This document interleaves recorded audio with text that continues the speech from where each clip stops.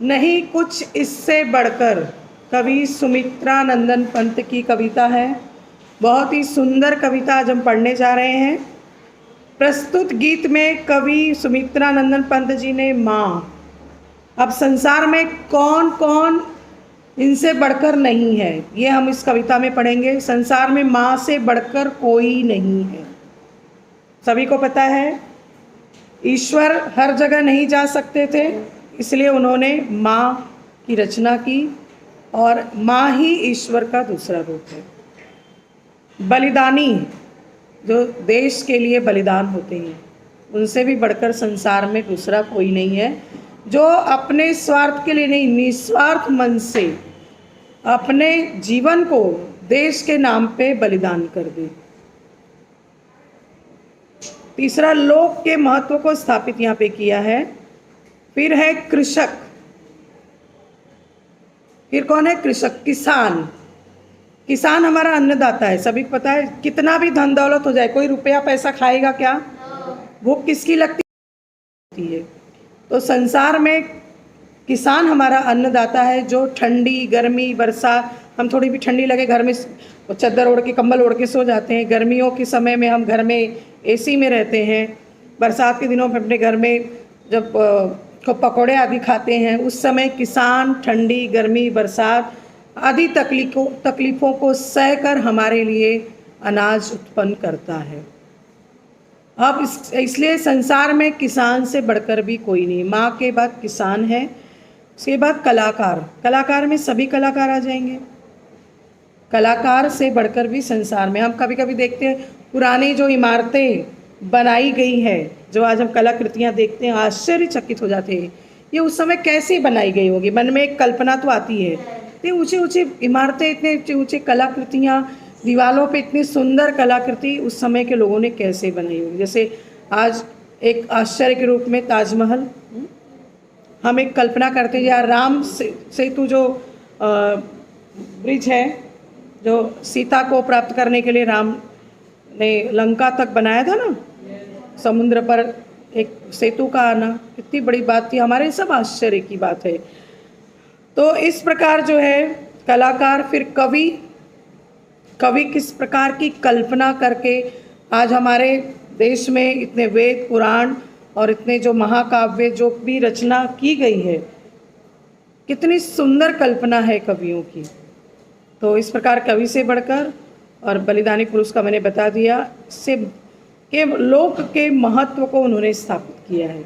यानी उन्होंने एक माँ के, कृषक के, कलाकारों की, कवियों की और एक बलिदानी पुरुषों की महत्व को इस कविता में उन्होंने व्यक्त किया है। उनका मानना है कि सभी व्यक्ति समाज, देश के हित में सदैव तत्पर रहें। ऐसे व्यक्ति, जैसे अभी हम डॉक्टर की बात करें, डॉक्टर दूसरों के हित के लिए हर समय तत्पर रहता है। हम डॉक्टर को दूसरा भगवान मानते हैं, पता है ना? हम कितना विश्वास करते हैं कि डॉक्टर हमारे जीवन को बचा लेगा। एक गुरु जो ज्ञान देता है। कुछ ऐसे समाज में व्यक्ति जो समाज के हित के लिए हमेशा तत्पर रहते हैं, और इनकी पूजा से बढ़कर कोई दूसरी पूजा नहीं है। जैसे आप लोग को एक कहानी मालूम होगी कि कृष्ण के कहानी में ये आती है कि उस समय लोग इंद्र की पूजा करते थे, और कृष्ण ने गोवर्धन पूजा की बात कही कि ये इस पर्वत के कारण वर्षा होती है, और पर्वत हमारे जीवन में, पहाड़ हमारे जीवन में बहुत महत्व है, इसलिए हमें प्रकृति की पूजा करनी चाहिए। और उन्होंने गोवर्धन पूजा, तब से लेकर आज तक हम गोवर्धन पूजा करते हैं। पता होगा अपने कृष्ण बाल लीला में देखा होगा कि कैसे इंद्र को बड़ा क्रोध आया था, भयंकर बरसात हुई, और फिर बाद में कृष्ण ने गोवर्धन पर्वत को अपनी इस उंगली में धारण किया था, और फिर इंद्र का गर्व चूर चूर हुआ। तो संसार में हमारे प्रकृति, सूर्य, चंद्रमा, वृक्षों की भी पूजा की जाती है। वृक्ष हमारे लिए तो जीवनदायिनी ऑक्सीजन जो है हमें देते हैं। और इस प्रकार इस कविता को जब हम पढ़ेंगे तो बहुत सुंदर रचना सुमित्रा नंदन पंत जी की है, तो ध्यान से हम लोग पढ़ेंगे। प्रसव वेदना सह जब जननी, हृदय स्वप्न निज मूर्त बनाकर।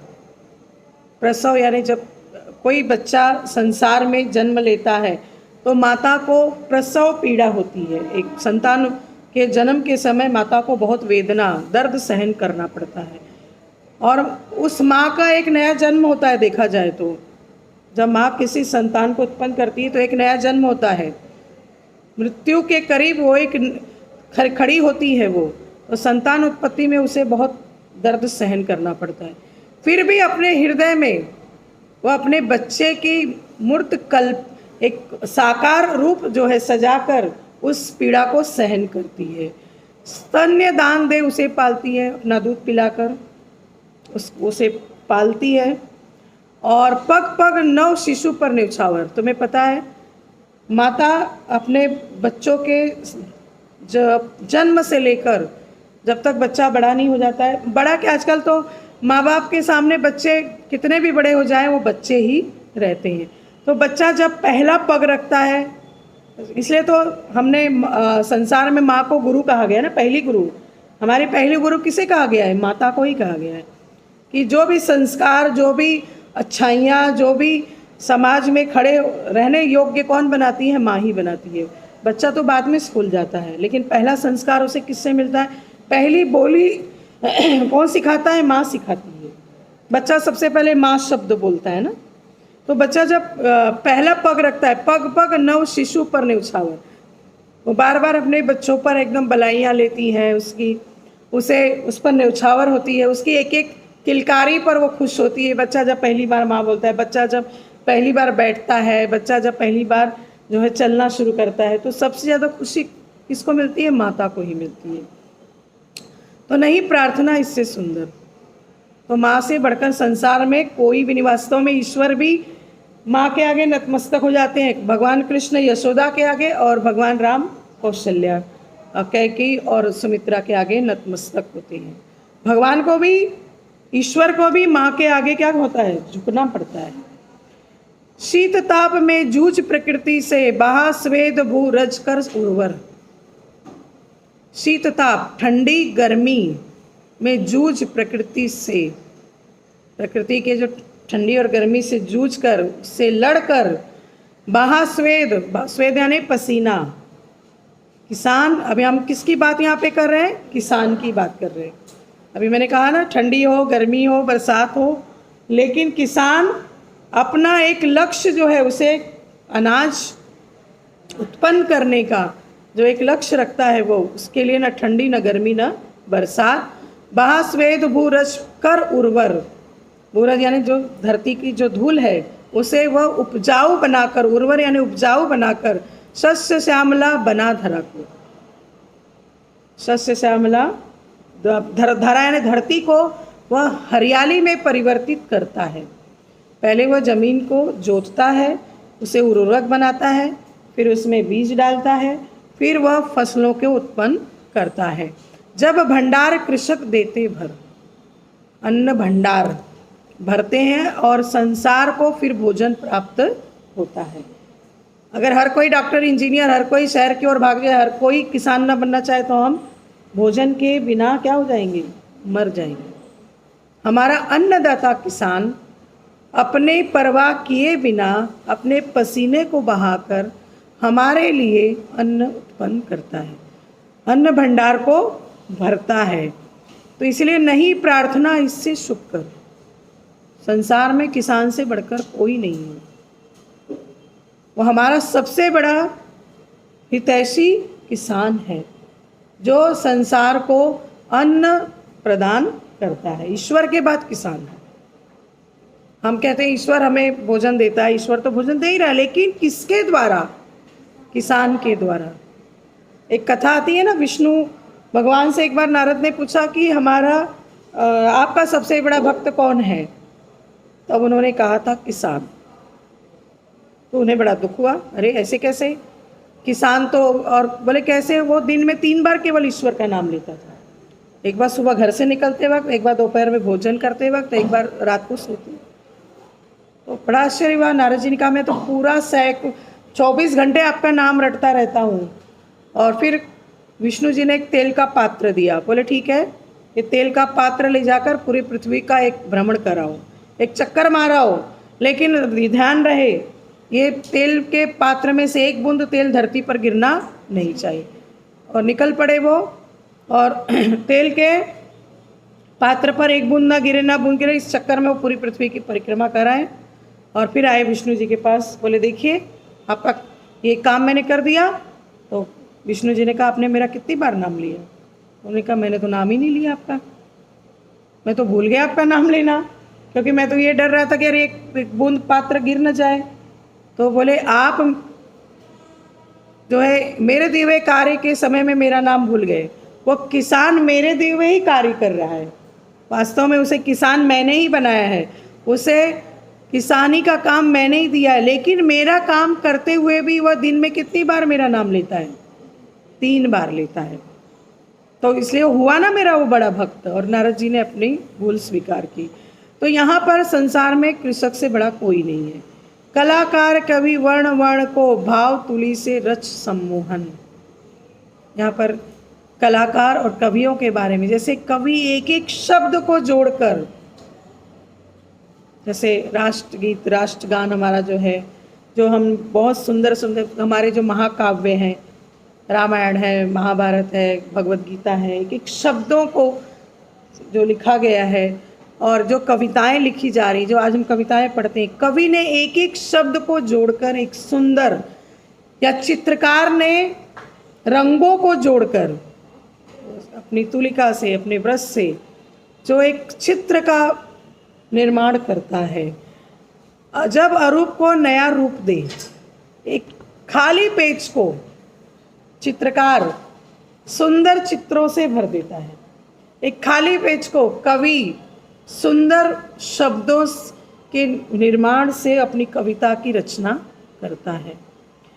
भरते कृति में जीवन स्पंदन नहीं, प्रार्थना इससे प्रेतर। ऐसे कलाकारों के लिए प्रार्थना संसार में सबसे शुक्र होना चाहिए। संसार में इनसे बढ़कर कोई नहीं है। सत्यनिष्ठ जन भू प्रेमी जब मानव जीवन के मंगल हित। हम जब अपने घरों में ठंडी गर्मी बरसात में खूब चैन की नींद सो रहे होते हैं, उस समय हमारी सीमा की रक्षा कर रहे हमारे जवान, हमारे सैनिक, हमारे जो सेना के लोग हैं, ठंडी गर्मी बरसात की परवाह किए बिना हमारी रक्षा कर रहे होते हैं। जब आप अपने घरों में उत्सव मना रहे होते हैं, कोई भी त्यौहार, धार्मिक त्यौहार या राष्ट्रीय त्यौहार, उस समय ये सीमा पर हमारे लिए हमारी परवाह करते हुए रक्षा कर रहे होते हैं। अपने परिवार से दूर, हम अपने परिवार में सभी त्यौहार जब मना रहे होते हैं, ये बेचारे अपने परिवार से दूर ठंडी गर्मी बरसात को झेलते हुए हमारी रक्षा के लिए निस्वार्थ भाव से हमारी रक्षा के लिए, मंगल हित यानी हमारी रक्षा के लिए वो खड़े हैं। और उसी समय कभी युद्ध हो जाए, कभी कुछ हो जाए, कोई उन पर हमला कर दे तो उनके प्राण भी जा सकते हैं। जब वो घर से निकलते हैं तो अपने जान को हथेली पर लेकर निकलते हैं, क्योंकि वो निकल रहे होते हैं। आप लोगों ने एक मूवी देखी होगी, अक्षय कुमार की एक मूवी आई थी, मुझे बहुत सुंदर, हॉलीडे मूवी जो है बहुत सुंदर। एक केसरी मूवी भी थी, लेकिन एक हॉलीडे मूवी जो है कि कैसे वो एक सैनिक घर जब छुट्टियों पे आता है तो भी वह देश की बात सोचता है। एक सेना का व्यक्ति जो है, एक सैनिक जो है, वो हर समय कहीं भी रहे, वो हर समय देश की सुरक्षा के बारे में ही सोचता है। तो इस प्रकार जो है, भूरज को कर शोणित रंजित नहीं प्रार्थना। जो अपने प्राण गवाकर धरती को रक्त रंजित अपने निस्वार्थ भाव से वह करता है देश की रक्षा के लिए, इससे बढ़कर संसार में कोई भी नहीं है। तो चक चक जीवन मधुरस प्रतिक्षण विपुल मनो वैभव कर संचित, जन मधुकर अनुभूति द्रवित जब करते भव मधु छत्र विनिर्मित नहीं प्रार्थना इसे। यानी चक चक जीवन मधुरस प्रतिक्षण, जो हमारे लिए अपना जीवन जो है प्रतिक्षण मृत्यु के करीब रहकर हमारे लिए जी रहे हैं। जो उनका जीवन अपने लिए नहीं है, एक सैनिक का जीवन, एक किसान का जीवन या हमारी जननी का जीवन अपने लिए नहीं होता है, दूसरों के लिए होता है। तो ऐसे लोगों के लिए विपुल मनो वैभव कर संचित, ऐसे लोगों के लिए हमें प्रणाम करते हुए उनके सम्मान में हर समय तत्पर रहना है। हमें उन्हें ईश्वर के समकक्ष रहकर उनके लिए प्रार्थना करना है।